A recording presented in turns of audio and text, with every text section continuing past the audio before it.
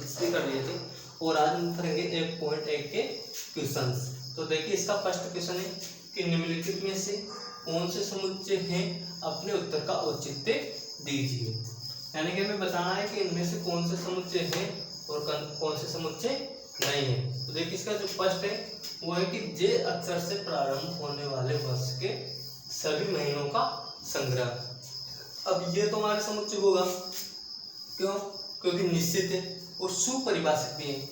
ठीक है, मैंने समुच्चय की परिभाषा क्या लिखा है कि वस्तुओं या जो अवयव है उनका ऐसा समूह जो सुपरिभाषित हो, यानी कि सुपरिभाषित होना चाहिए और सभी की नजरों में एक होना चाहिए। तो देखिए इसमें क्या है, जैसे मैं कोई समुच्चय ले रहा हूँ ये, जिसमें जैसे शुरू होने वाले जैसे जनवरी, ठीक है, फरवरी नहीं, मार्च, अप्रैल, मई, जून, जुलाई,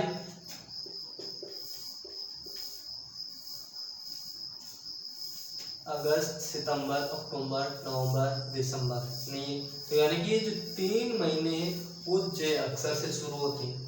अब मेरे लिए तो ये, आपके लिए भी यही, आप वर्ल्ड में कहीं भी चल जाओ, अगर आप किसी से भी पूछोगे कि यार वर्ष में जे अक्षर से शुरू होने वाले महीनों का कौन कौन से नाम है या कौन कौन से महीने हैं जो जे अक्षर से शुरू होते, तो आपको वो भी वही बताएंगे, ना कि ऐसे बोल देंगे कि यार अक्टूबर है एक तो और एक सितंबर है। नहीं, सिर्फ जे अक्षर से शुरू होने वाले। तो जे अक्षर से एक तो जनवरी, जून एंड जुलाई। ठीक है, तो इसमें हम आंसर क्या लिखेंगे, समुच्चय है, समुच्चय है। और कारण क्या लिखेंगे कि सुपरिभाषित है, सुपरिभाषित।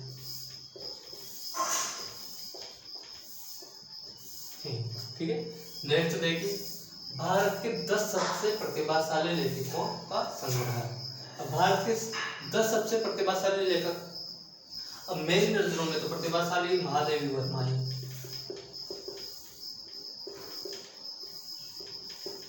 और तुलसीदास जी और कबीर जी हैं। मेरी नजरों में तो प्रतिभाशाली ये लेखक से, लेकिन आप या आपसे जाकर भी पूछो कि यार प्रतिभाशाली लेखकों का संग्रह बताओ, तो आप क्या बोलेंगे कि मेरे लिए तो कालिदास जी और मीराबाई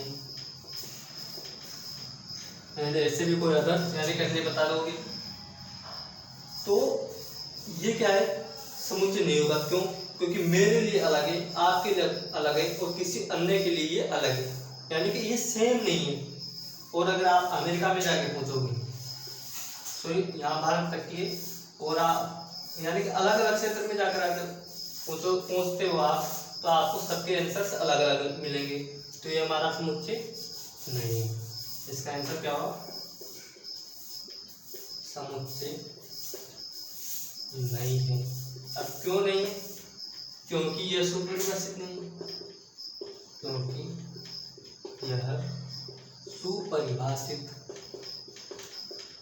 नहीं है। ठीक है, अब देखिए नेक्स्ट है इसमें कि विश्व के सर्वश्रेष्ठ 11 बल्लेबाज, उनका संग्रह करना है। अब मेरे लिए विश्व का पूछ रहा है, तो मेरे लिए तो साथ MS धोनी है और KL राहुल है। ठीक है, और मैं अगर आपसे जाकर पूछूं तो आप बता दोगे कि विराट कोहली है मेरे लिए और पांड्या है। और अगर मैं जैसे ऑस्ट्रेलिया में जाके पूछूं तो मेरे लिए तो ऑस्ट्रेलिया के जो खिलाड़ी है उनके कप्तान है वो उनके लिए इम्पोर्टेंट है। या फिर अमेरिका में जाके पूछे तो उनके लिए अलग है। और जैसे वेस्ट इंडीज में जाके पूछे तो वो बोलेंगे कि हमें तो क्रिस गेल अच्छे लगते हैं, यानी कि सबके लिए अलग अलग है। तो हम क्या करेंगे, इसका आंसर भी क्या लिखेंगे, समुच्चय नहीं। क्यों? क्योंकि सुपरिभाषित नहीं है, क्योंकि सुपरिभाषित नहीं है। ठीक है। अब देखिए नेक्स्ट, आपके कक्षा में सभी बालकों का संग्रह, ये सुपरिभाषित है। क्यों? जैसे आपके कक्षा में 30 छात्र हैं तो 30 रहे, ना कि 29। आप जैसे आपके कक्षा में 30 है, मैं आपसे आकर पूछ रहा हूँ कि आपके कक्षा में कितने छात्र हैं, तो आप भी 30 ही बताओगे। आपके गुरुजी से जाके पूछूंगा कि सर आपके जो 11th क्लास है या जो 12th क्लास है उसमें कितने बच्चे, तो वो भी बोलेंगे कि सर 30 ही है उसमें तो। एंड किसी भी अन्य से पूछूंगा या किसी गांव वाले को लाके पूछूंगा कि सर इसमें देख के बताइए कि इसमें कितने लड़के, तो वो भी बोलेंगे कि 30 है। तो ये क्या हो गया हमारा सुपरिभाषित। तो ये क्या है, समुच्चय है। समुच्चय कारण क्या लिखेंगे, सुपरिभाषित है, सुपरिभाषित। ठीक है, समझ में आ गया होगा। Pause the video and note it down.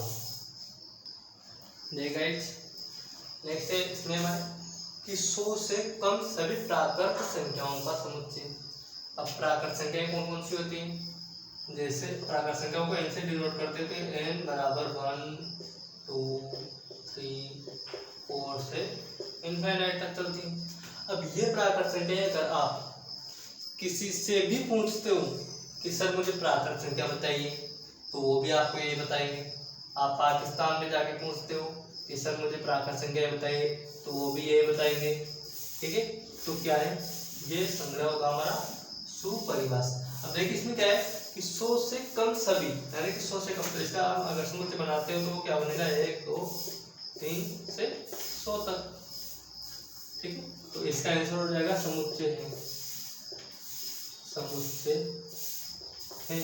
अगर कारण लिखेंगे तो लिख देंगे क्योंकि सुपरिभाषित है। नेक्स्ट देखिए, लेखक प्रेमचंद्र द्वारा लिखे उपन्यासों का संग्रह, ये भी समुच्चय है।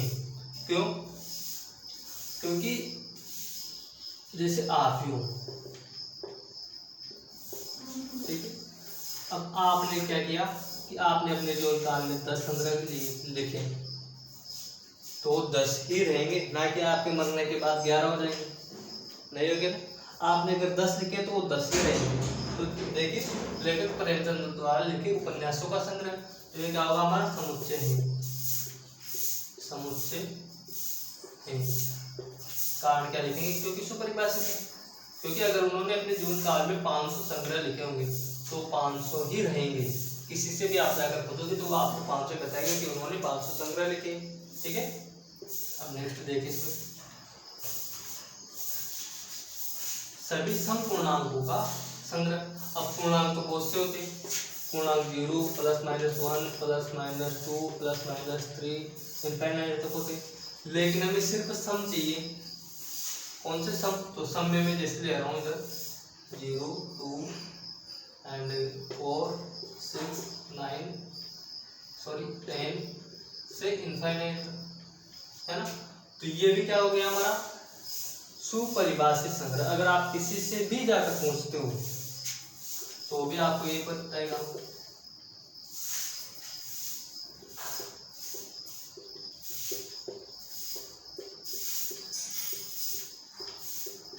तो ये भी क्या हुआ हमारा समुच्चय हो गया।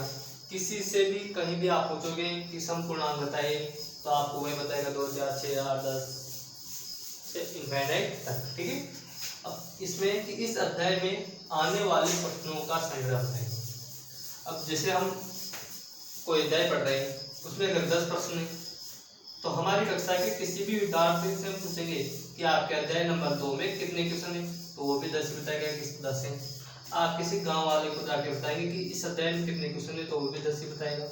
यानी कि किसी से भी आप पूछते हो तो कितने बताएगा कि 10 ही, और किताब में भी 10 ही लिख रखा है। तो ये हमारा क्या हो गया समुच्चय।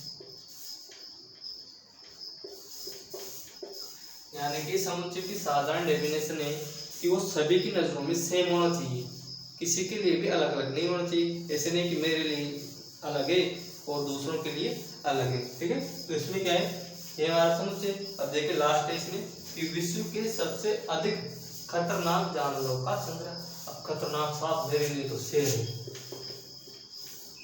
कॉकरोच है, ठीक है, एंड गिलहरी है या फिर चिपकली है, कुछ भी लड़कियों के लिए चिपकली खतरनाक हो सकती है, कॉकरोच खतरनाक हो सकता है, हमारे लिए शेर खतरनाक हो सकता है, कुत्ता खतरनाक हो सकता है। तो ऐसे क्या है कि सबके लिए अलग अलग जानवर खतरनाक है। तो ये क्या होगा, समुच्चय नहीं है, समुच्चय नहीं है। क्यों नहीं, क्योंकि ये सुपरिभाषित नहीं, वो सभी के लिए अलग अलग है। ठीक है, तो pause the video and note it down. देखिए नेक्स्ट क्वेश्चन है, मान लीजिए कि हमें एक कोई समुच्चय दे रखा है 1 2 3 4 5, जिसमें क्या करना है कि रिक्त स्थानों में हमें उपयुक्त चिन्ह belongs to and does not belongs to, इन दोनों में से एक बनना है। यानी कि ये तो है हमारा क्या, अवयव है, और ये है हमारा क्रॉस लग गया तो अवयव नहीं है, नहीं है। ठीक है, तो इन क्वेश्चंस को देख के हमें बताना है कि कौन सा तो इस समुच्चय का अवयव है और कौन सा नहीं है। तो देखिए 5 इस समुच्चय का अवयव है, तो हम क्या लगाएंगे यहाँ पर, बिलोंग्स टू। 8 इस समुच्चय में नहीं है, तो क्या लगाएंगे, डज नॉट बिलोंग्स टू। 0 भी नहीं है, तो नॉट बिलोंग्स टू। 4 ये रहा समुच्चय में, तो क्या लगाएंगे, बिलोंग्स टू, यानी कि अवयव है। 2 भी है तो बिलोंग्स टू, एंड 10 नहीं है तो डज नॉट बिलोंग्स टू। ठीक है, बहुत ही इजी।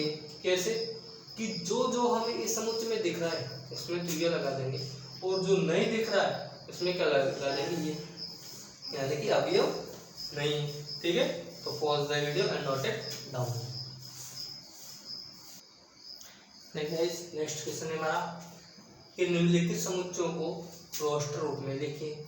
इसका जो फर्स्ट है, हमें क्या है, इस क्वेश्चन में हमें समुच्चय निर्माण रूप में दे रखा है, और इन्हें हमें क्या करना है, रोस्टर फॉर्म में लिखना है। इसमें लिखना है रोस्टर फॉर्म में। अब देखिए रोस्टर फॉर्म में लिखने के लिए हम क्या करते हैं, देखिए इसका फर्स्ट क्वेश्चन कि x एक पूर्णांक है, और जो कि क्या है, -3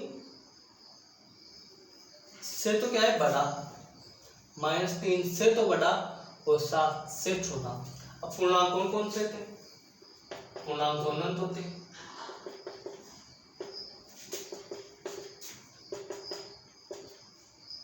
5 है, ±6 है, ±7 है, ±8 है, यानी कि इनफाइनाइट तक हो सकते हैं। तो देखिए हमें क्या करना है, इसमें सिर्फ हमें -3 से 7 के बीच में जो है वो लेना है। तो मैं ले रहा हूँ, जैसे यहाँ पर a बराबर, ये रोस्टर रूप लिखा है तो ये मसला कोष्ठक लगाया। x क्या है, एक पूर्णांक है, और पूर्णांक क्या है, -3 से बड़ा, यानी कि 3 को नहीं लेना, 3 से बड़ा, यानी कि -2 -1 0 1 2 3 4 5 6 और 7 से छोटा, यानी कि 7 को नहीं लेना। तो ये हो गया हमारा इसका रोस्टर रूप। ठीक है, क्या करना है, क्वेश्चन को ढंग से पढ़ो, और कंडीशन देखो कि कंडीशन हमें क्या दे रखी है। कंडीशन इसमें दे रखी है कि -3 से बड़ा, यानी कि 3 नहीं है, 3 से बड़े, और 7 नहीं है, 7 से छोटे। तो इसका ये हो गया आंसर, -2 -1 0 1 2 3 4 5 6। ठीक है, तो इसका आंसर मिला लेते हैं एक बार हम।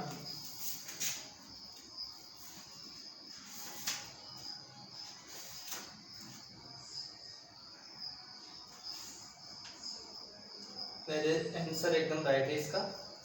इसमें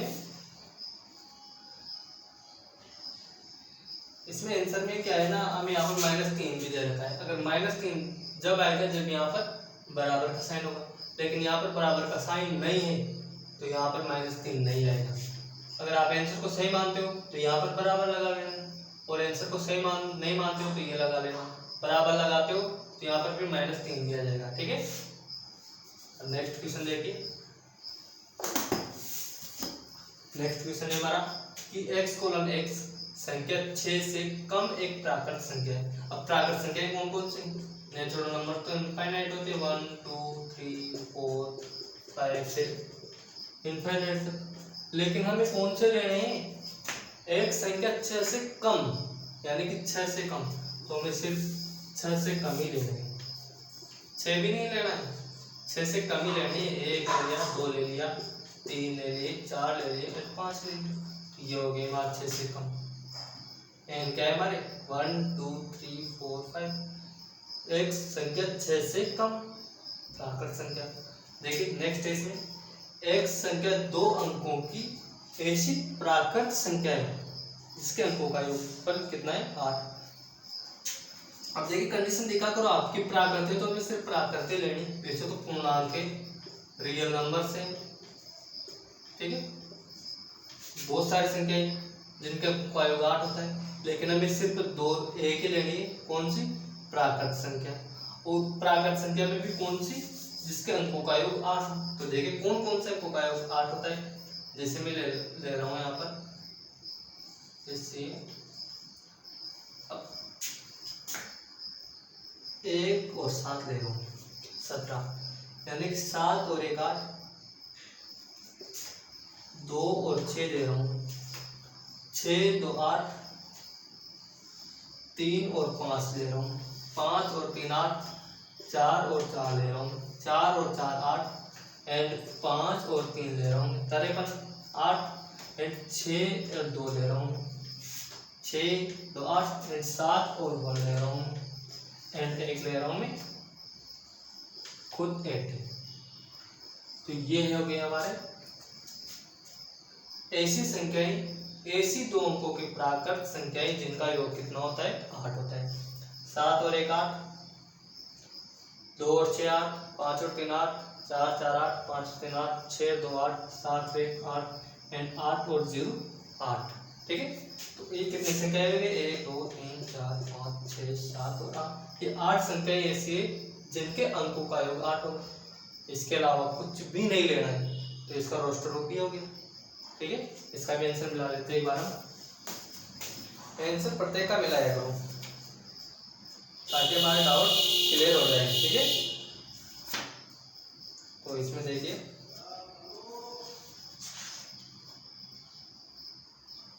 एकदम राइट आंसर है। Pause the video and note it down. Guys next हमें दे रखा है कि d बराबर x कोलन x एक भाज्य संख्या है, जो क्या है संख्या 60 की भाजक है, यानी कि अभाज्य है खुद तो, लेकिन वो संख्या 60 की भाजक है। एक बार क्वेश्चन देख लेता हूँ।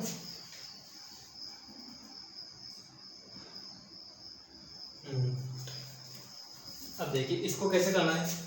अब संख्या 60 के पास कौन कौन से की गुणनखंड विधि से हम निकाल लेंगे। 2 का दिया 30, 2 का दिया 15, फिर 3 का दिया 5 और फिर 5 का दिया, तो ये कितनी बार जाएगा 1 बार। यानी कि कौन कौन से लेने, वही लेने जो अभाज्य हैं, और इसमें तो सभी अभाज्य हैं। तो इसका जो हम रोस्टर रूप बनाएंगे वो क्या हो जाएगा हमारे पास, यानी कि इसके बाद देखोगे 2 2 3 × 5, ये तो ये इसको नंबर।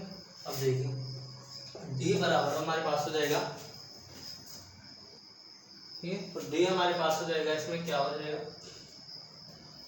कि एक तो 2 है, 3 है, 5 है, और 1 तो सभी का होता है, 1 को तो लिखने की जरूरत नहीं है। तो देखिए 1 2 3 और 5 ये सभी क्या है 60 के बाद, और एक और है, और एक और देखिए क्या है इसमें 4 भी। कैसे, जैसे 60 का भाजक 60 में किस किस का भाग जा रहा है, 1 का जा रहा है, 2 का जा रहा है, 3 का जा रहा है, 4 का जा रहा है, 5 का भी जा रहा है, 6 का भी जा रहा है, लेकिन 6 भाजक है इसमें, 6 2 का भाग जा रहा है। हमें तो सिर्फ अभाज्य लेनी है।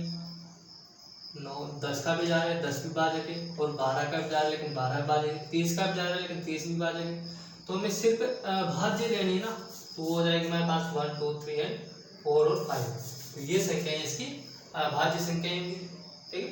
नेक्स्ट देखिए कि ट्रिग्नोमेट्री शब्द के सभी अक्षरों का समुच्चय। तो समुच्चय बनाने के नियम मैंने आपको पहले बता दिए थे, क्या कि समुच्चय बनाते समय में क्या करना होता है, एक शब्द को एक ही बार लेना होता है, उसके क्रम का कोई महत्व नहीं होता है।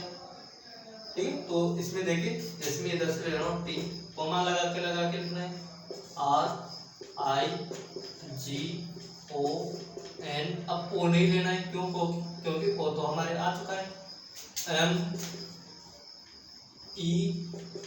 फिर टी नहीं लेना है, क्यों? क्योंकि टी तो हमारे पास आ चुका है। तो आर, अब आर भी नहीं लेना है, आर भी आ चुका है। Y, ये इसका समुच्चय हो गया। क्या हुआ? TRIGONMEY, ये इसका समुच्चय। नेक्स्ट, अब इसका तो आप ही बना लोगे यहाँ। इसका होगा देखिए B, E, T। अब T 2 बार आ रहा है तो दोनों बार नहीं लेना है, सिर्फ एक बार ले लो, और ये R, ये इसका समुच्चय हो गया। ठीक है, तो इसमें थोड़ा ध्यान रखना है। इसमें क्या करना है, सिर्फ वही संख्या लेनी है। अब 4 के बाद देखिए कौन कौन से होते हैं। 1 होता है, 2 होता है, 3 होता है, 4 होता है, 5 होता है, 6 भी होता है, 7 नहीं होता, 8 नहीं होता, 9, 10, 12, 20 एंड 15 एंड 30 एंड 7। ये इतने भाजक हैं, लेकिन इन सभी में क्या है, सिर्फ भाज्य संख्या ही 15 है, 20, 30, 60 एंड 12 एंड 10 और ये 6, ये सभी क्या है इसमें भाज्य है। जबकि हमें लेनी कौन कौन सी, सिर्फ अभाज्य संख्या, और अभाज्य संख्या ये है 1, 2, 3, 4, 5। तो ये अभाज्य संख्याओं का संग्रह जो 6 के भाजक है। ठीक है, तो pause the video and note it down. आज के लिए इतना ही काफी है। कल हम पढ़ेंगे इसका क्वेश्चन नंबर 4, 5 और 6। ठीक है, कृपया वीडियो को शेयर, सब्सक्राइब और लाइक करें। धन्यवाद।